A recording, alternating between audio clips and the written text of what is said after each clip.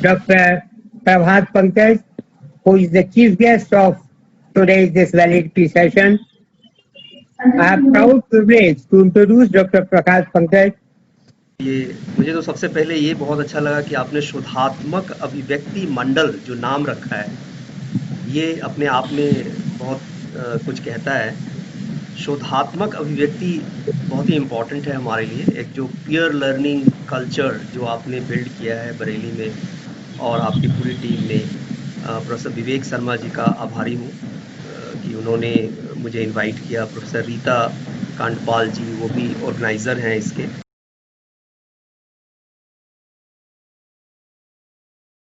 परिप्रेक्ष्य में जब मैं वापस मुड़ करके देखता हूँ अपने इस डिसीजन को, तो मैं ये सोचता हूँ कि वो कितनी दूरदर्शिता थी उनमें कि उन्होंने कोई किताब नहीं पढ़ी, उन्होंने कोई थ्योरी नहीं पढ़ा, उन्होंने कोई डिग्री नहीं हासिल की, लेकिन जो मुझे रीड करने में जो उनकी जो दूरदर्शिता दिखी, वो अद्भुत था। और वो बिल्कुल सही कह रही थी कि मेरा जो आज का जो परिप्रेक्ष्य है जिसमें मैं अपने आप को देखता हूँ, बच्चों से बात करना, स्टूडेंट से बात करना, उनके ग्रोथ में भागीदारी बनना, अपने कॉलीग से बात करना, तरह तरह की चीज़ों पर शोध करना, आप जैसे विद्वत लोगों के साथ बैठ कर के कुछ बातचीत करना, ये सब बिल्कुल मेरे चॉइस का विषय था। और मैं अपने आप को बहुत ही गौरवान्वित महसूस करता हूँ कि मैं आज एक टीचर हूँ। तो टीचर बनना एक बहुत ही इम्पॉर्टेंट मुकाम है किसी के लिए, और one should feel very proud of becoming a teacher. लेकिन जो टीचर की जो रिस्पॉन्सिबिलिटी है वो भी बहुत इम्पॉर्टेंट है। सिर्फ टीचर बनने से बनना तो ज़रूरी है, लेकिन बनने के बाद जो आप करते हैं, जो रिस्पॉन्सिबिलिटी आप लेते हैं, वो बहुत ज़रूरी है। क्योंकि ये एक ग्रेट रिस्पॉन्सिबिलिटी भी है, एक प्रिविलेज है सोसाइटी के अंदर, लेकिन एक रिस्पॉन्सिबिलिटी भी है। और जब हम रिस्पॉन्सिबिलिटी ऑफ अ टीचर की बात करते हैं, तो मुझे लगता है कि 1986 तक जो हम लोग बातचीत करते थे एजुकेशन के अंदर, पॉलिसी के अंदर, उसमें जो रिस्पॉन्सिबिलिटी एरियाज है टीचर का, जो एजुकेशन का एक पर्सपेक्टिव होना चाहिए, वो कहीं ना कहीं उसमें मिस कर रहा था, जो अभी 2020 के एजुकेशन पॉलिसी में उसको एड्रेस किया जा रहा है। तो मैं एजुकेशन का एक्सपर्ट तो नहीं हूँ। अभी मिश्रा जी को सुनने में मुझे बहुत अच्छा लगा। प्रोफेसर मिश्रा जी ने बहुत ही बढ़िया बातें कही हैं। उनके काफ़ी अच्छे कमांड हैं एजुकेशन के ऊपर, बहुत बढ़िया। उन्होंने फिलॉसफी ऑफ टीचिंग के ऊपर बात की, टीचर ट्रेनिंग के इम्पोर्टेंस पर बात की। कल भी मैं सुन रहा था ग्रीश्वर मिश्रा जी को, मनोज सक्सेना जी को, बहुत ही अच्छे वक्ता आपने बुलाए और इससे काफ़ी ज्ञानवर्धन हुआ। तो मेरा जो बैकग्राउंड है वो इकोनॉमिक्स का है, और मैं एजुकेशन को के पर्सपेक्टिव को, मैं education as an expert of education मैं नहीं बात करता। मैं इसको प्रैक्टिकल लेवल पर अपने अनुभव के आधार पर बात करता हूँ एजुकेशन के बारे में। तो जो पहली चीज़ मैं न्यू एजुकेशन पॉलिसी के बारे में शुरुआत में बताना चाहूँगा वो ये कि इसको पढ़ने के बाद ऐसा लगता है कि इसमें इसके जो इंटेंट है और इसके जो कंटेंट हैं, इस दोनों को ट्रांसफॉर्म करने की बात इस एजुकेशन पॉलिसी में की गई है। तो एजुकेशन पॉलिसी जो है वो मेरे मेरे अगर आप मुझे पूछेंगे तो मैं ये कहूँगा कि ये अपने दो लेग्स के ऊपर चलती है। किसी भी देश का एजुकेशन पॉलिसी जो है वो इसके दो लेग्स होते हैं जिस पर वो चलती है। और एक जो लेग होता है इसका होता है वो होता है इंटेंट, और दूसरा जो लेग होता है उसका कंटेंट होता है। और अभी तक के जो एजुकेशन पॉलिसीज हैं उसको अगर आप the way it has been implemented, the way it has been executed, जिस तरीके से एजुकेशन पर हम खड़े हैं आज वर्ल्ड विस the rest of the world, अगर आप इन सारे आउटकम्स को देखेंगे तो ऐसा लगता है कि जैसे हमारी जो एजुकेशन पॉलिसी वो एक ही पाँव पर चल रही थी, दूसरा पाँव कहीं ना कहीं मिस कर रहा था। तो जब मैं ये कहता हूँ कि इंटेंट और कंटेंट किसी भी एजुकेशन पॉलिसी के दो पाँव होते हैं, तो मैं क्या कहना चाहता हूँ इसके लिए। तो जो एक बेसिक क्वेश्चन जो शुरू से पूछा जा रहा है, लोग पूछते हैं इसको कि हम एजुकेशन की जरूरत क्या है हमें, why do we need education, why do people educate themselves, why there is a need for that। अगर ये फंडामेंटल क्वेश्चंस को अगर हम एड्रेस करें कि एजुकेशन की जरूरत ही क्या है, तो इसमें सबसे पहला जो पुराना पैराडाइम अगर आप देखेंगे तो उसमें एक सोशियोलॉजिस्ट हुआ करते थे, एमिली डर्कheim। तो एमिली डर्कheim ने ये कहा कि we need education because it makes us a better human being. Education की जरूरत हमें इसलिए है कि ये हमें अच्छा ह्यूमन बीइंग बनाता है, एक अच्छा आदमी बनाता है, एक अच्छा सिटीजन बनाता है। लेकिन बाद के वर्षों में हमने देखा कि ये पैराडाइम कहीं गुम हो गया और एजुकेशन का जो पर्पस है और एजुकेशन का जो ऑब्जेक्टिव है वो कहीं लॉस्ट हो गया।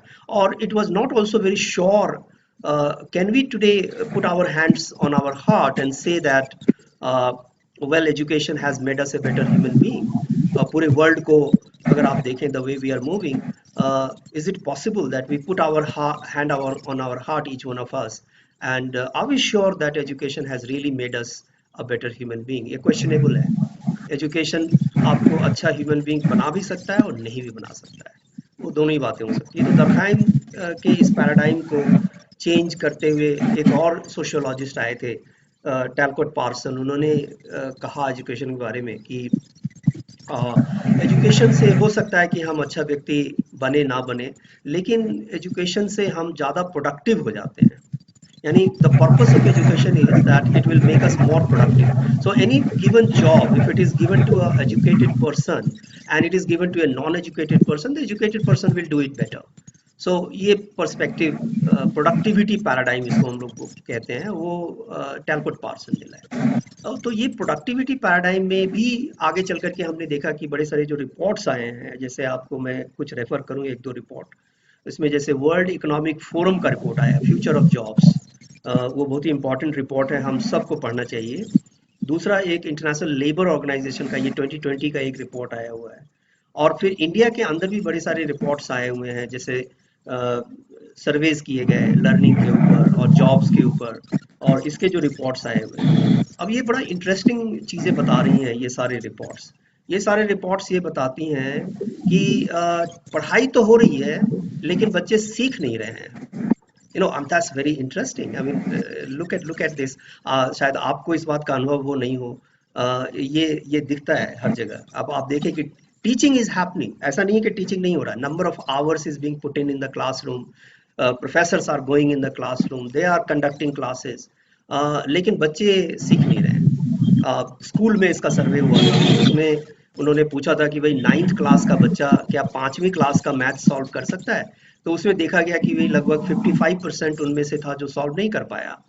और इस तरह के बड़े सारे डेटा आपके पास होंगे। और जो एम्प्लॉयबिलिटी सर्वेज हैं वो इस बात को बताते हैं कि 90% से ज़्यादा जो ग्रेजुएट्स निकल रहे हैं, फ्रेशर्स, चाहे वो इंजीनियरिंग के हों, मैनेजमेंट के हों या और भी किसी के हों, आप देखें उनको कि वो एम्प्लॉयबल नहीं है। वो जाते हैं बाजार में और मार्केट में वो इंटरव्यू देते हैं और इंडस्ट्री उनको रिजेक्ट कर देता है।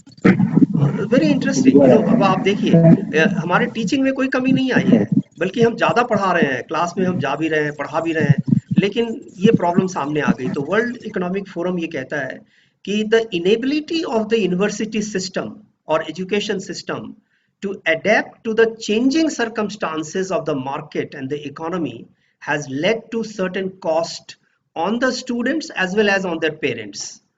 अब आप देखिए ये पेरेंट्स के लिए कितना बड़ा कॉस्ट है कि वो बच्चों को फंडिंग करते हैं एजुकेशन का, और बच्चे के लिए कितना बड़ा कॉस्ट है कि वो अपना प्राइम ईयर दे रहा है एजुकेशन को, और उसको करने के बाद अगर उसको कोई अपने पाँव पर नहीं खड़ा हो पा रहा है, अपने लिए कुछ वो कर नहीं पा रहा है, और एजुकेशन से उसको बहुत कुछ हासिल नहीं हो रहा है, तो ये तो एक पैथेटिक सिचुएशन कहा जा सकता है। और वर्ल्ड इकोनॉमिक फोरम ने ये भी कहा कि ये जो टोटल कॉस्ट है, अगर आप पिछले 20 साल 25 साल में ये पूरे टोटल कॉस्ट को अगर आप एडअप करें कि जो पेरेंट्स और स्टूडेंट के ऊपर डाला गया हमारी इनेबिलिटी के लिए, जो हम अपने आप को चेंज नहीं कर पाए मार्केट नीड्स के हिसाब से, एजुकेशन को चेंज नहीं कर पाए, तो जो टोटल कॉस्ट को अगर आप एडअप करें तो वो टोटल कॉस्ट जो है वो एक फाइनेंशियल क्राइसिस से भी बड़ा है। That is revealing, amazing.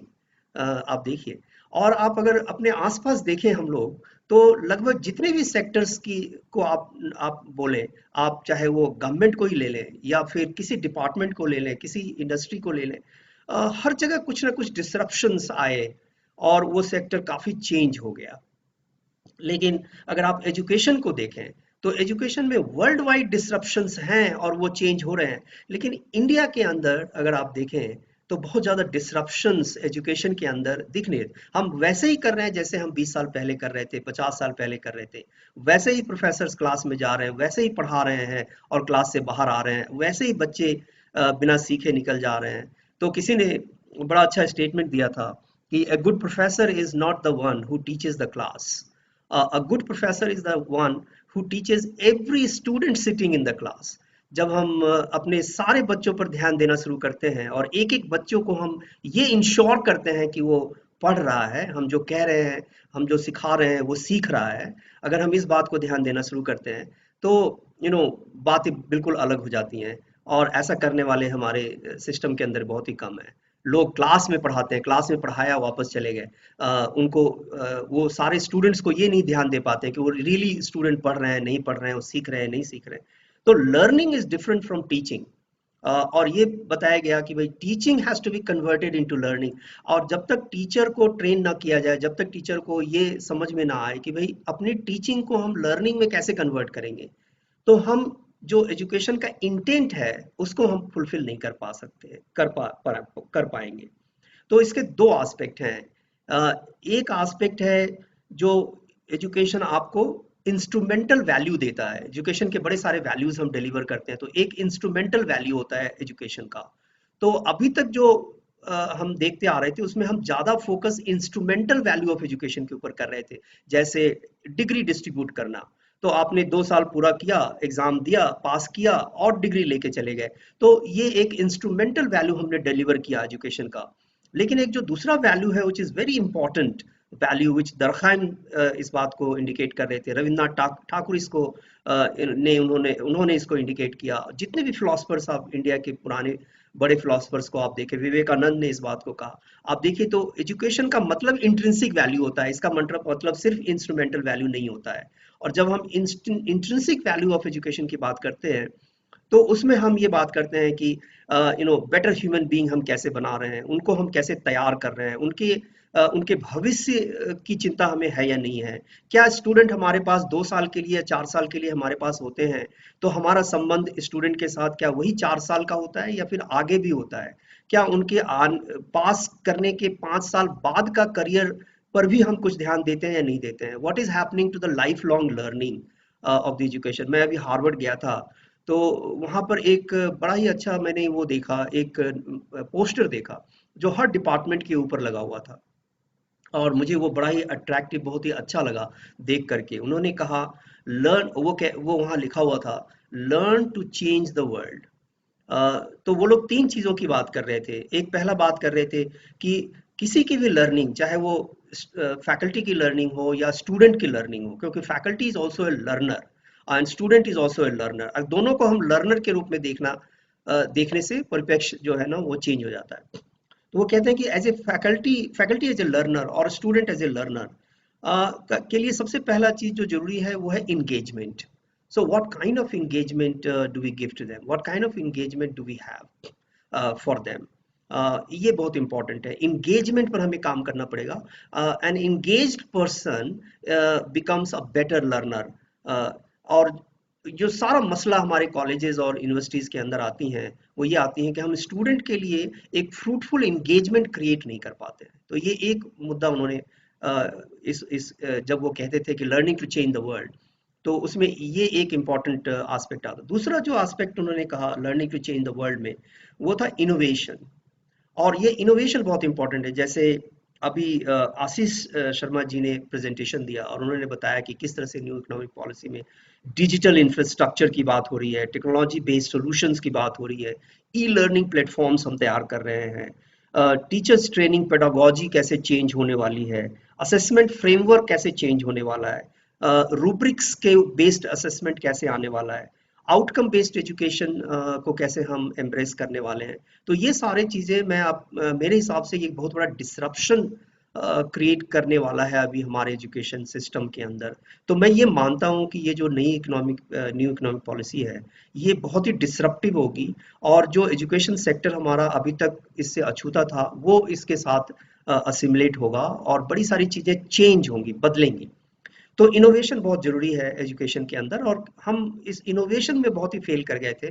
और पिछले 10 साल, 20 साल, 25 साल आप देखते रहिए, जितने भी आप पास्ट में देखिए, सबसे कम इनोवेशंस अगर हुए हैं तो एजुकेशन के अंदर हुए हैं, और पूरी दुनिया इनोवेशंस कर रही है एजुकेशन के अंदर। तो वो एक बहुत ही बड़ा गैप था।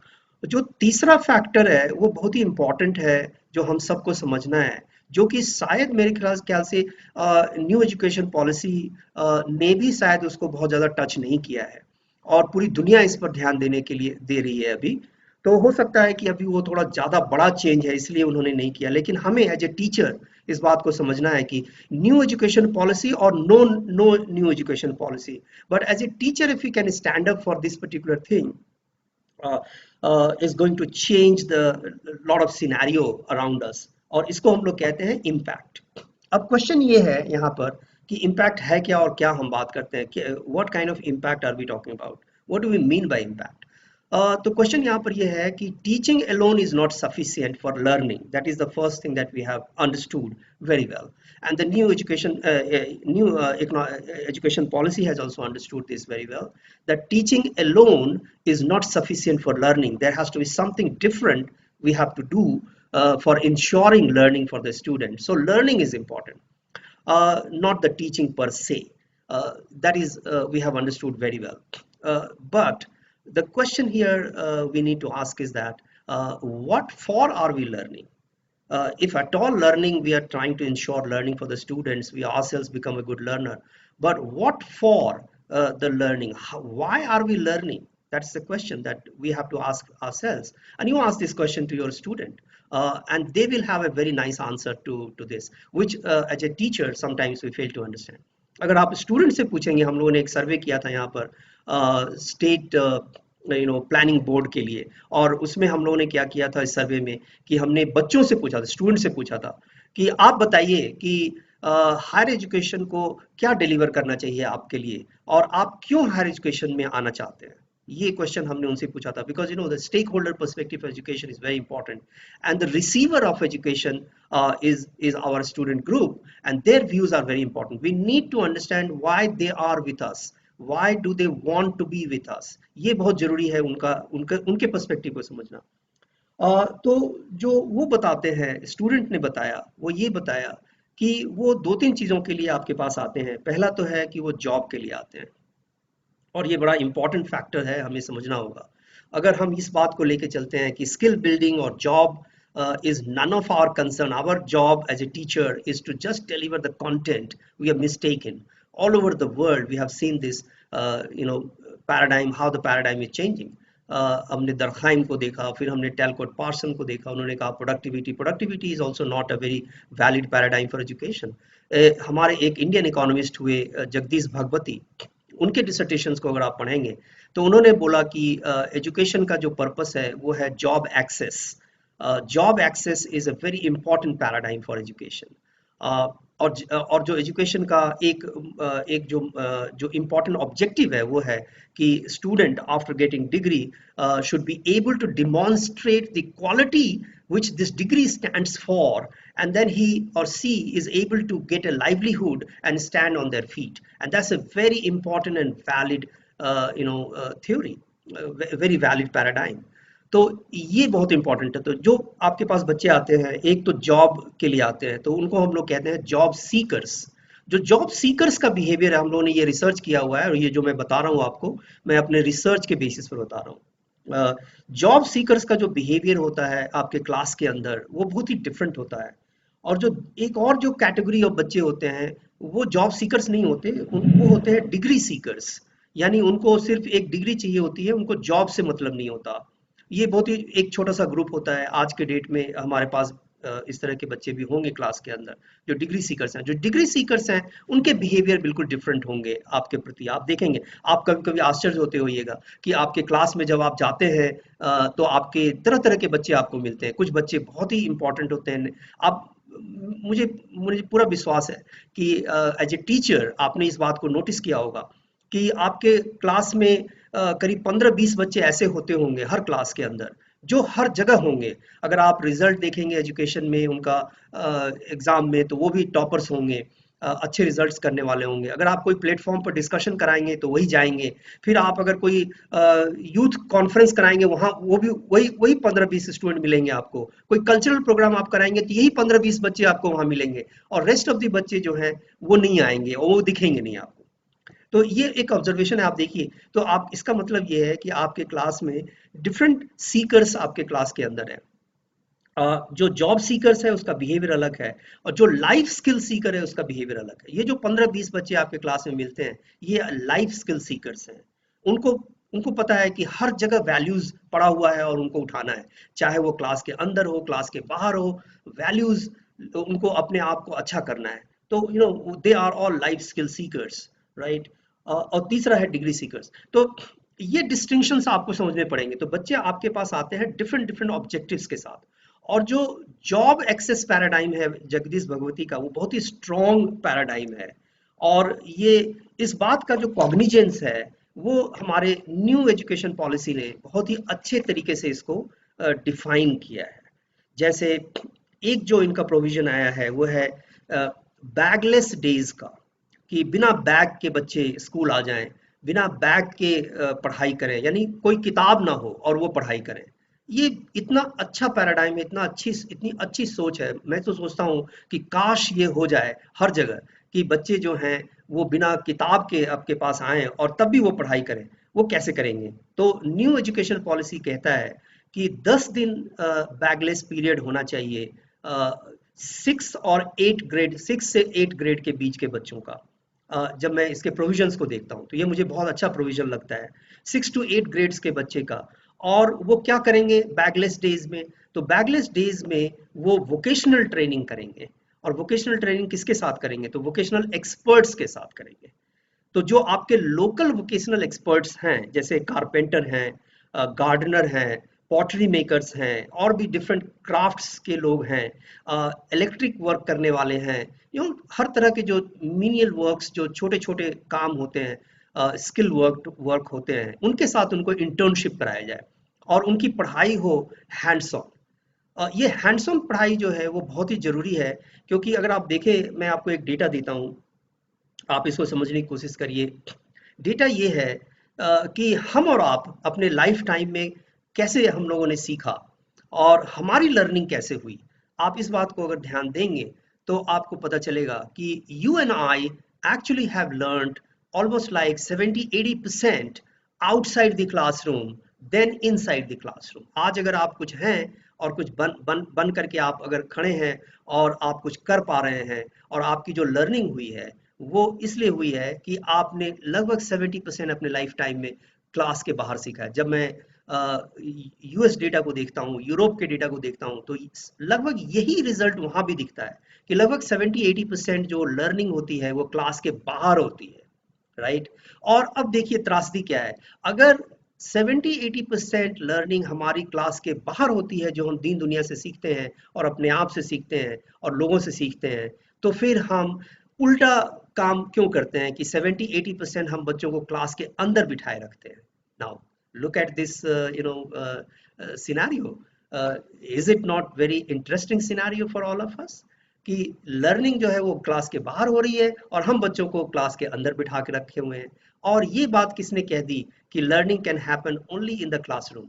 Learning has already put on their wings and they have already phloem out of the classroom. आपने कभी इस बात को सुना है कि class less, teacher less class, teacher less tuition?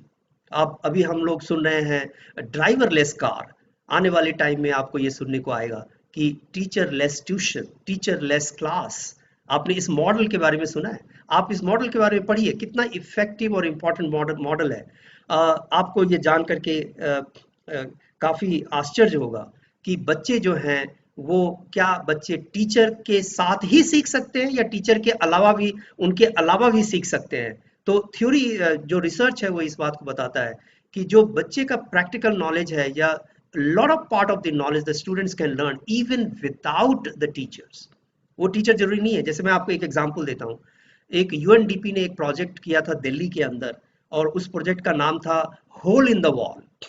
अब होल इन द वॉल में उन्होंने क्या किया था कि जो स्लम एरिया है दिल्ली का, उसके अंदर जो डिफरेंट वॉल्स थे आसपास में, उस वॉल्स में उन्होंने एक जगह बनाई, उसको जगह बना करके उसमें कंप्यूटर फिक्स कर दिया, और कंप्यूटर फिक्स करके उसको ऐसे रख दिया कि वो कोई उसको एक्सेस तो कर सके लेकिन उसको खराब ना कर सके, और कंप्यूटर रख करके वहां पर कैमरा लगा दिया to observe how the slum childrens actually approach these computers which is fit into the wall.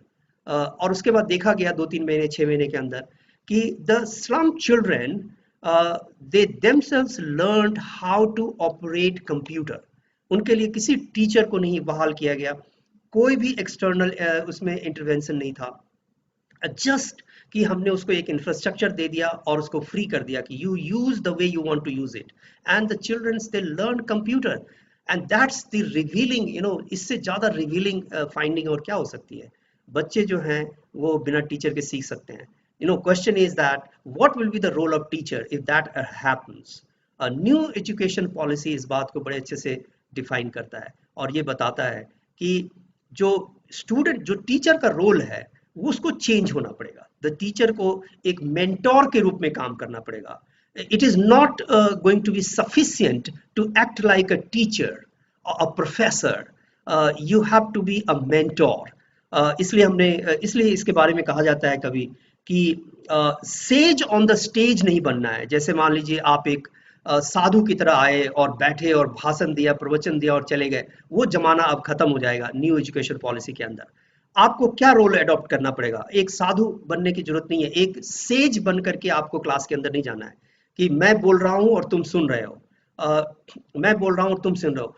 Teachers are the reservoir of knowledge and the students are the receiver of knowledge. The model is actually faulty, क्योंकि अगर आप Socrates से पूछेंगे कि एक अच्छा class कौन सा होता है, तो सोक्रेटस कहता है कि एक अच्छा क्लास वो होता है जहां टीचर सवाल पूछता है और बच्चे जवाब देते हैं।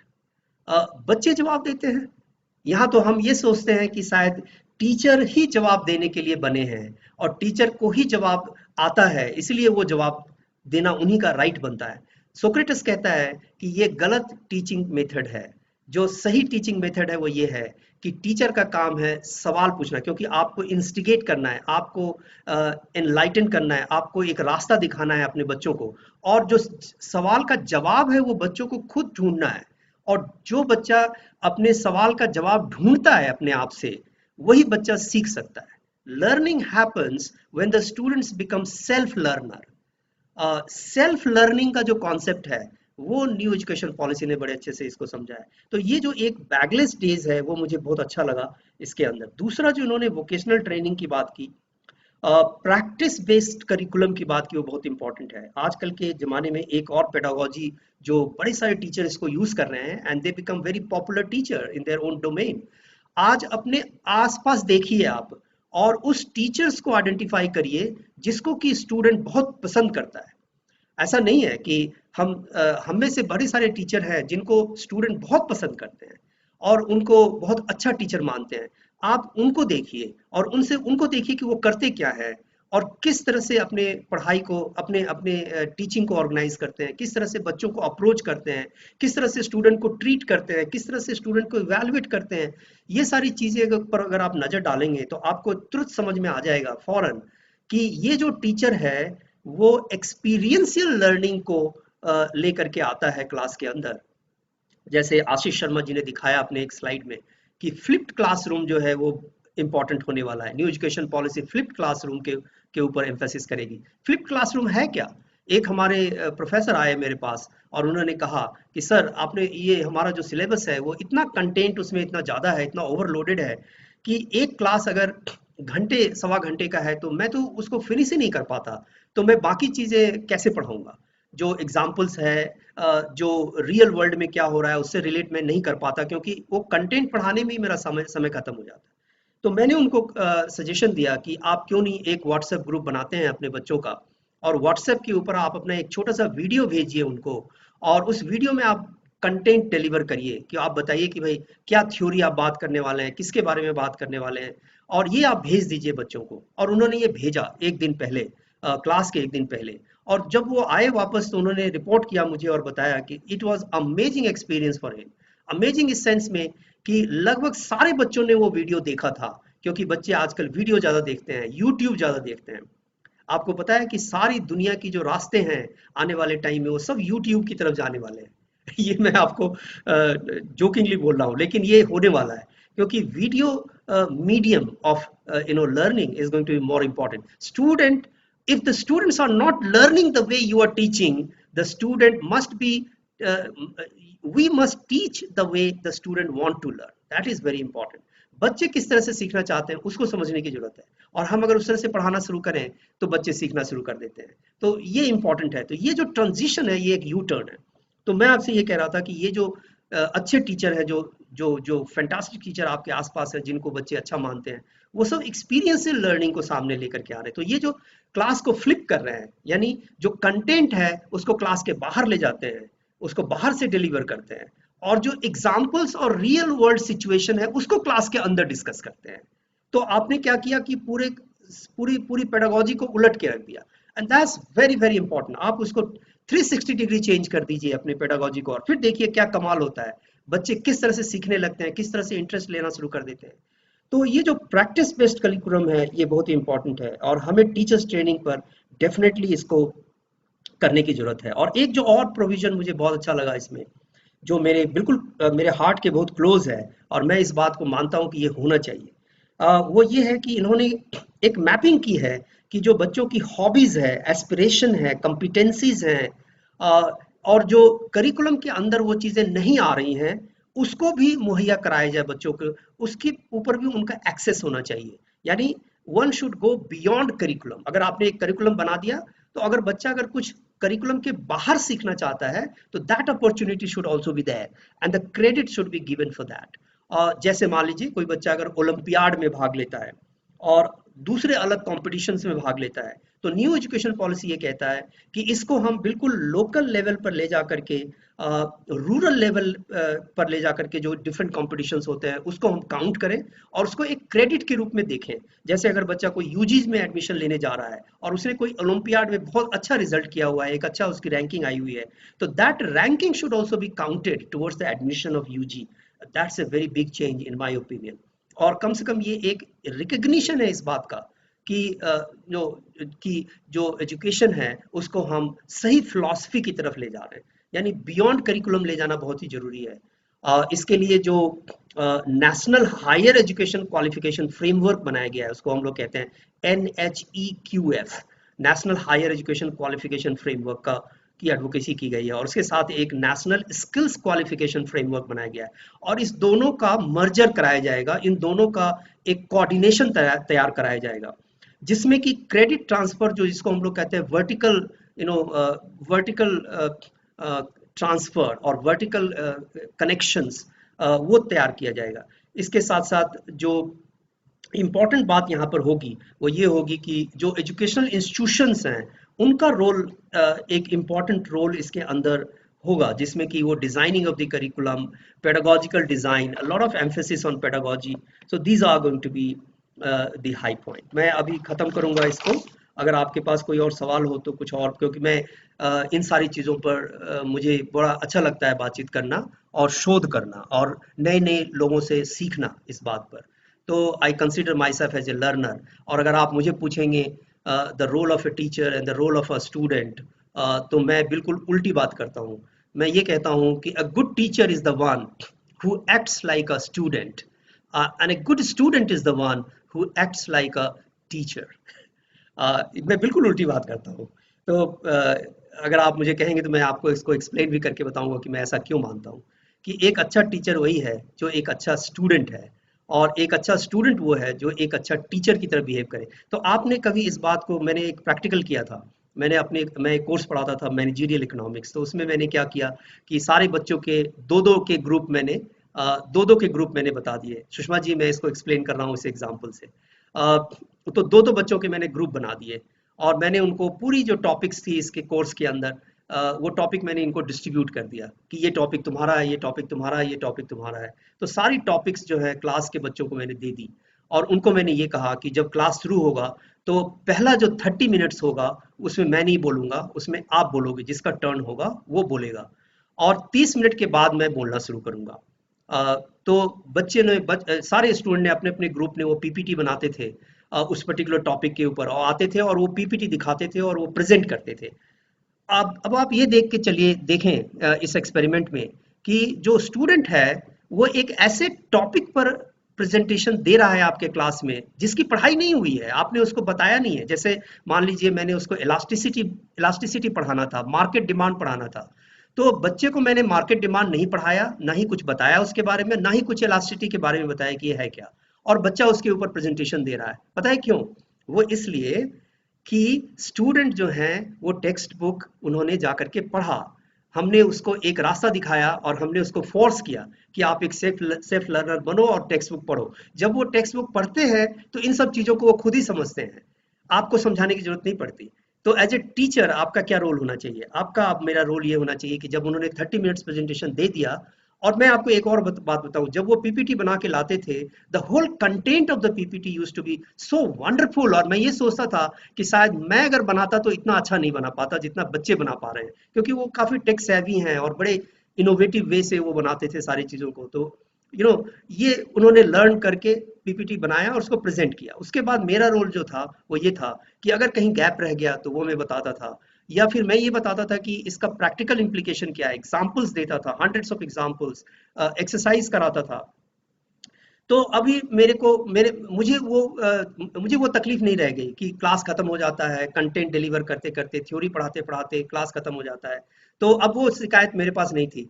जो जो थ्योरी है वो तो बच्चा खुद ही कर रहा है, मेरा काम है एज ए टीचर उनको प्रैक्टिकल। अब आप देखिए, the role of the teacher has to change. अगर आपने ये मेथोडोलॉजी अडॉप्ट किया, इसको फ्लिप्ड क्लासरूम बोलते हैं, one way to flip the classroom. तो अगर आपने ये मेथड यूज किया तो आप देखिए कि आपका रोल कितना चेंज हो जाएगा। आज के डेट में किसी भी प्रोफेसर कोई हिस्ट्री पढ़ाता है, आप उनसे कहिए कि आप हिस्ट्री पढ़ाना छोड़ दीजिए, आप सिर्फ प्रैक्टिकली बताइए कि हिस्ट्री हमारे देश में कहाँ पर क्या है, और उसको फोटोग्राफ्स लेके आइए और उसको दिखाइए और बच्चों को समझाइए हिस्ट्री, उन सारे इवेंट्स और लोग और फोटोग्राफ्स और प्लेसेस के थ्रू। तो एक बहुत ही मुश्किल काम होगा, लेकिन ये आसान काम है कि हम थ्योरी टेक्स्ट बुक को रिप्रोड्यूस कर दिया क्लास में, वो एक आसान काम है। लेकिन जो एग्जाम्पल्स गैदर करके और बच्चों को समझाना बताना, ये एक डिफिकल्ट काम है। तो टीचर को अब ये रोल अडॉप्ट करना पड़ेगा जो थोड़ा सा डिफिकल्ट है, लेकिन जब आप फ्लिप करते हैं क्लास को तो आपको मजा भी बहुत आएगा। और आपको मजा इसलिए आएगा, आपको अच्छा इसलिए लगेगा, आपको देखेंगे आप कि आपके क्लास में कितना डिसिप्लिन आ गया, बच्चे कितना चाव से आपकी बात सुन रहे हैं, क्योंकि आपने उनको इंगेज किया, आपने उनको राइट्स दिया, आपने उनके एबिलिटी पर विश्वास किया। You have to trust the ability of the student that they can be independent learner. उनकी डिपेंडेंसी को आपको खत्म करनी है अपने ऊपर। और आपका जो काम है एज ए टीचर, वो काम है कि beyond classroom, beyond curriculum, lot of things which is of contemporary significance, उनको लाना है और लोगों से मिलवाना है, अपने स्टूडेंट्स को तरह तरह के लोगों से मिलवाना है। तो जो NHEQF जो फ्रेमवर्क है वोकेशनल का, और जो ट्रेनिंग की बात कर रहे हैं न्यू एजुकेशन पॉलिसी, उसमें 2-3 डिफिकल्टी मुझे नजर आती है, वो मैं अभी करके और खत्म करना चाहता हूँ अपनी बात।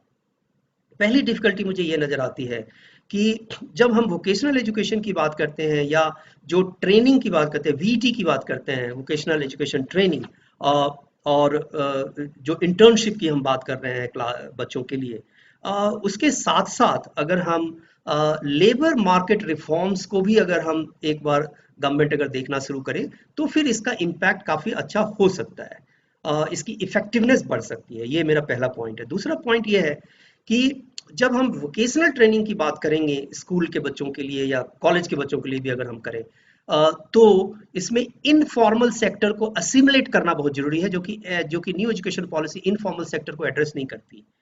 उसको बहुत जरूरी है। और इसका जो क्वालिटी ऑफ ट्रेनिंग है वो मैटर करेगा, क्योंकि vocational education is not just about any education, it is about what quality are you delivering. अगर ये वोकेशनल एजुकेशन क्वालिटेटिव नहीं है, अच्छे क्वालिटी का नहीं है, तो फिर इसका कोई बहुत ज्यादा सिग्निफिकेंस नहीं रह जाता है। एंड मेरे हिसाब से when you talk about the quality of vocational education, तो इसमें इंडस्ट्री पार्टनरशिप जो है ना, वो बहुत इंपॉर्टेंट हो जाता है। Because just taking them to a carpenter or just taking them to a electrician is not going to be enough. Maybe this is good step, but it's not going to be enough. तो क्या हम as an educational institution, अगर ये any new education policies को address नहीं करता, लेकिन अगर क्या एजुकेशनल इंस्टीट्यूशन के रूप में हम इस बात को समझ के, और क्या हम इंडस्ट्री पार्टनरशिप पर थोड़ा ध्यान दे सकते हैं क्या, ये मेरा क्वेश्चन है। तो अगर जो भी कॉलेज या जो भी यूनिवर्सिटी अपने इंडस्ट्री को अपने पार्टनर बना लेगा, वो मेरे ख्याल से जो वोकेशनल एजुकेशन है उसमें बहुत अच्छा कर पाएगा। तो ये मेरा एक दूसरा पॉइंट है। तीसरा जो लास्ट पॉइंट है मैं कहना चाहूँगा वो ये कि जो वोकेशनल ट्रेनिंग की बात जब ये कर रहे हैं, तो they are also addressing the sustainable development goal 4। अगर आप देखेंगे तो वो it is about the access to education and life long learning, ये दोनों की बात करता है।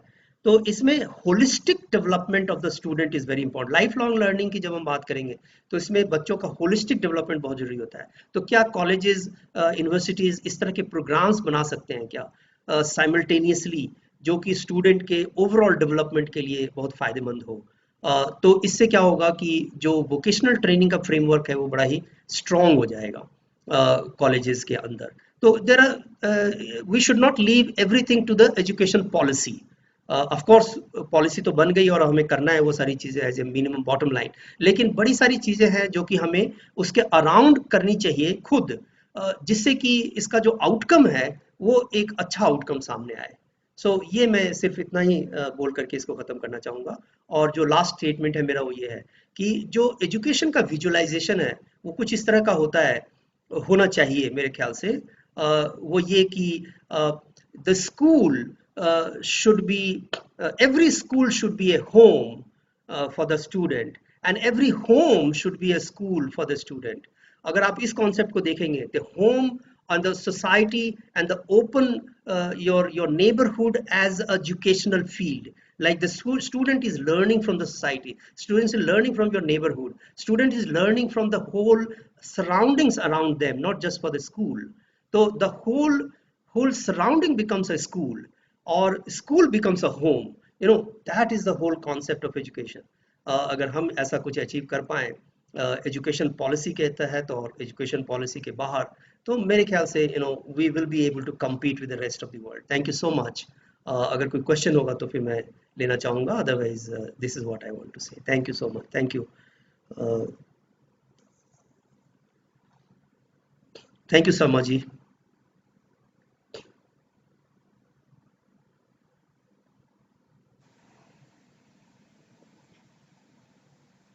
Is there any question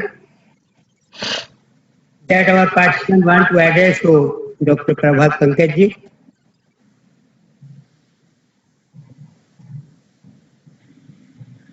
Hello sir, may I ask the question? Okay, welcome. Shweta, welcome. Yes sir. Sir, as we know that maths is a very important subject in our daily routine life, but a few students take interest in it and others take it as Hawa. Sir, how can we create the interest among the students regarding this subject? Is there any new policy to eradicate the problems of math? Thank you Shweta ji, आपका सवाल ठीक है। तो new education policy ने इस बात पर emphasis किया है कि the skill math skill should be increased for every student.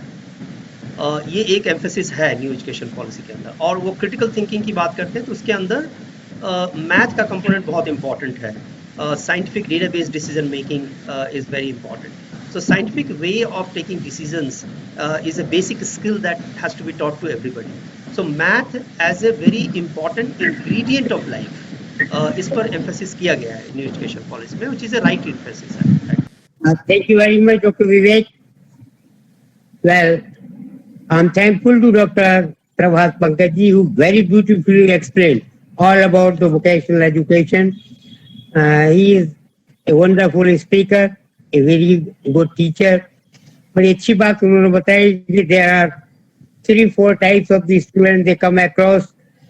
Some are job seekers, some are degree seekers, and some are life skill seekers. And we in the institution, we have to provide the job ability or employability to one who is job seeker, a degree for someone who wants the degree just for decoration. He wants to decorate in his drawing room and just want to impress others that he's a degree holder. And then really those who want life skills to learn, for them the life skills learning is also there.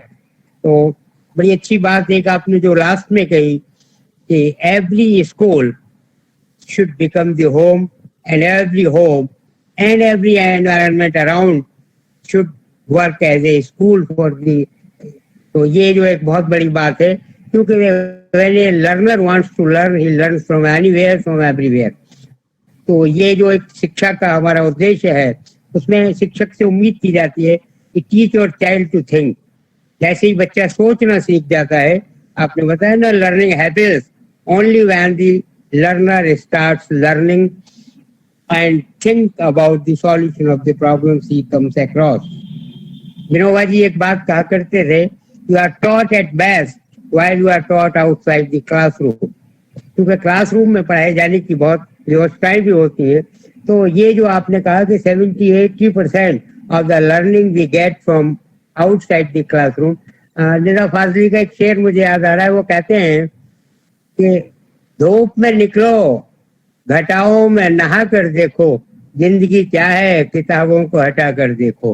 तो ये जो life skills हैं, ये जो जीवन की सारी शिक्षाएं हैं, ये हमें दुनिया से ही मिलती हैं. और इसके लिए और कहा जाता है कि आचार्य अपने आचरण से सिखाता है. A teacher teaches through his personal behaviour. तो बच्चा आपको ऑब्जर्व कर रहा है, you are the role model for the teacher. और ये बड़ी प्यारी बात आपने कही, you are not just in the stage. हम अगर बाबा जी और साधु बन के स्टेज पे आए हैं और अच्छी अच्छी बातें उनको कह रहे हैं, दिस इज नॉट टीचिंग.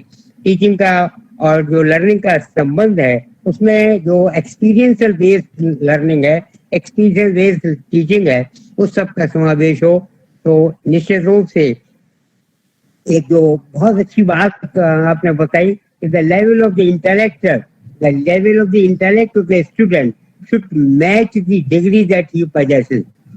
मुझे याद आता है हम हाई स्कूल में पढ़ा करते थे, हमारे प्रोफेसर साहब एक बात कहा करते थे, पहले हाई स्कूल पास करना बड़ी टेढ़ी फीर होती थी. इस पुराने जमाने में हाई स्कूल पे आते आते अटक जाते थे. बोर्ड की परीक्षा होती, किसी को 1 साल, किसी को 2 साल, किसी को 3 साल लगा करते थे. तो वो एक बात कहते थे प्रोफेसर साहब, हाई स्कूल में फेल हो जाना कोई अपराध नहीं है, मगर हाई स्कूल फेल में 90 पास की लियाकत तो होना चाहिए. बड़ी इंपॉर्टेंट बात है कि जो क्लास आप पास कर चुके हैं उतना तो आपके पास में नॉलेज बेस है. तो हमारी शिक्षा, उसकी जो इंट्रिंसिक वैल्यू है वो निश्चित रूप से महत्वपूर्ण है.